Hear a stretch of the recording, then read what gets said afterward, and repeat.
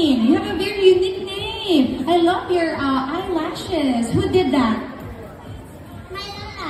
Hey, Lola, where's Lola? Okay, Elaine, okay. I love your outfits for today. It seems like you love traveling. You love to travel? You like traveling? Yes.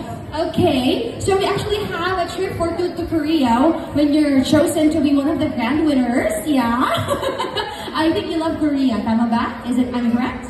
Yes. Yes, okay. But for today, you have to show us your talent. What's your talent? Singing. Singing. Okay, are you ready? Yes. Very much ready. Okay, so you have to smile to everyone. Look, everyone. And please grab your mic over there. Okay, let's welcome female participant 098. She doesn't want musical. Acapella lang. Okay, let's welcome female participant 098.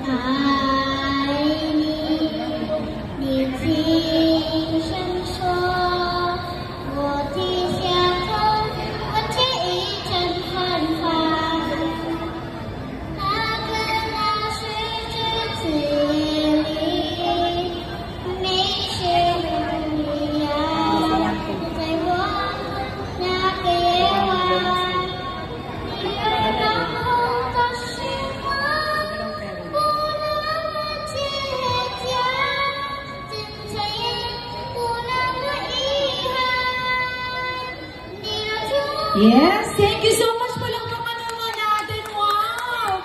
That's a Korean song. Thank you so much.